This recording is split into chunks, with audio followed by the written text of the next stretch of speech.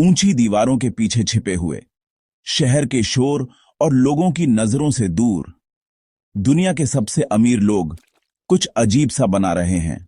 स्काईस्क्रेपर्स नहीं, data centre नहीं, बल्कि जंगल, प्राइवेट वाइल्ड लाइफ रिजर्व्स, जिनमें रियर टाइगर्स, क्लोनड हॉर्सेस और यहां तक कि जेनेटिकली इंजीनियर्ड एनिमल्स भी हैं जो आपको कहीं और नहीं मिलेंगे।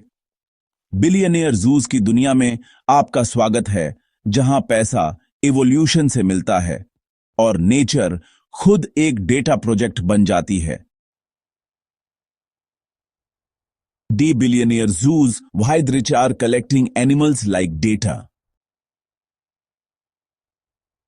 जेफ बेजोस के टेक्सास के बड़े बड़े रेंचेस से लेकर दुबई के प्राइवेट डेजर्ट्स तक जो एग्जॉटिक कैट्स से भरे हैं, रशियन ओलिगार्क्स जो आर्कटिक फॉक्स सैंक्चुअरीज ऑन करते हैं, से लेकर टेक बिलियनियर्स जो क्लोनिंग लैब्स को फंड कर रहे हैं।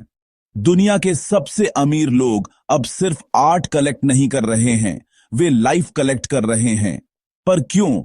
क्या यह कंजर्वेशन है, वैनिटी, या कुछ बहुत बड़ा, बायोलॉजी पर डेटा ऑनरशिप ही? डिजिटल एज में डेटा सोना है, लेकिन अब अगला गोल्ड रश कंप्यूटर्स में नहीं है, यह जेनेटिक्स में है। हर जानवर में यूनिक डीएनए होता है, एक बायोलॉजिकल ब्लूप्रिंट जो नई दवाएं, नए फूड सोर्सेज, यहां तक कि नए मटेरियल्स को अनलॉक कर सकता है। और जो कोई भी उस जेनेटिक डेटा को ऑन करता है, वह बायोटेक्नोलॉजी के फ्यूचर को ऑन करता है। प्राइवेट बायोटेक फर्म्स पहले से ही एनिमल डीएनए को सीक्वेंस्ड कर रही हैं और उसका एक्सेस बेच रही है, और उनमें से कई फर्म्स बिलियनियर्स द्वारा फंडेड हैं। यह सिर्फ एंडेंजर्ड स्पीशीज को बचाने के बारे में नहीं है, यह उनके कोड को ऑन करने के बारे में है। तो एलन मस्क के भाई किम्बल मस्क सस्टेनेबल रेंचिंग और लैब ग्रोन मीट में इन्वेस्ट करते हैं। जेफ बेजोस दूसरी तरफ लॉन्ग नाउ फाउंडेशन को फंड करते हैं, जो वैसे एक प्रोजेक्ट है जिसमें एक्सटिंक्ट एनिमल्स के डीएनए को प्रिजर्व करना शामिल है। और साउथ अफ्रीका में इन्वेस्टर्स द्वारा ऑन किए गए प्राइवेट रिजर्व्स एंडेंजर्ड स्पीशीज को ब्रीड करते हैं, कुछ नेचुरली, कुछ आप जानते हैं एडवांस्ड क्लोनिंग के जरिए। एक कंपनी कोलोसल बायोसाइंसेज तो वूली मैमथ को वापस लाने का भी लक्ष्य रखती है, जिसे टेक मुगल्स और जेनेटिक एंटरप्रेन्योर्स द्वारा फंड किया गया है। क्या ये लोग प्लैनेट को बचा रहे हैं या उसे फिर से लिख रहे हैं? प्राइवेट जूज सदियों से मौजूद हैं।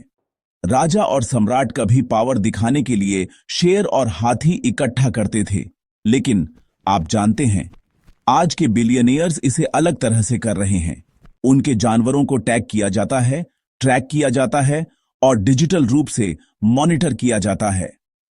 हर मूवमेंट, हार्ट रेट और ब्रीडिंग पैटर्न को डेटाबेस में अपलोड किया जाता है, जो एल्गोरिदम को फीड करता है, जो बायोलॉजी को एक लाइव सिमुलेशन की तरह स्टडी करते हैं। ये जंगल सिर्फ हरे नहीं हैं, वे स्मार्ट हैं। इंटरनेट ऑफ एनिमल्स में आपका स्वागत है।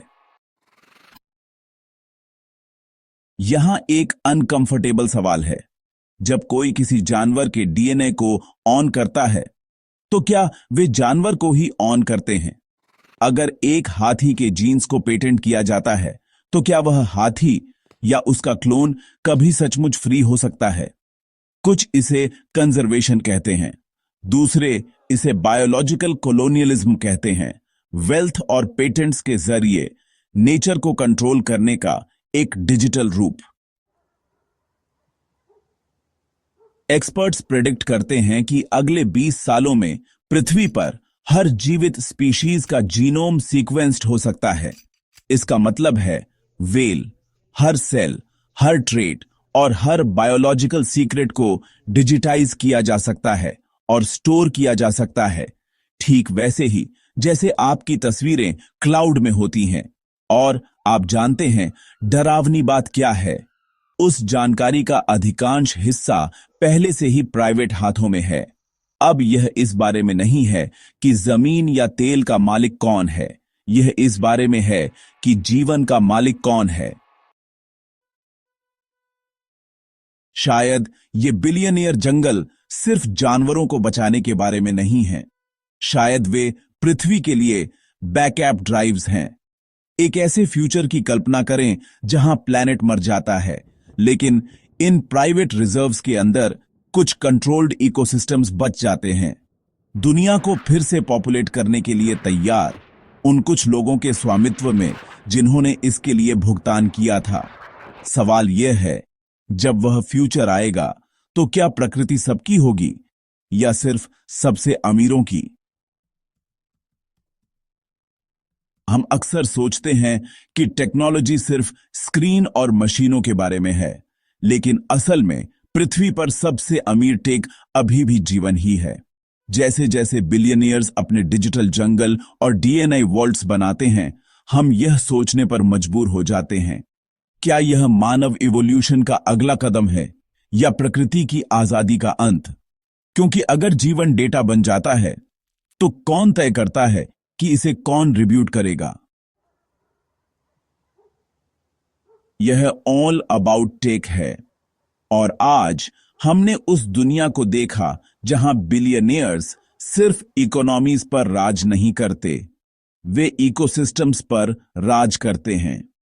अगर यह विचार आपको सोचने पर मजबूर करता है, तो आप पहले से ही फ्यूचर की तरह सोच रहे हैं।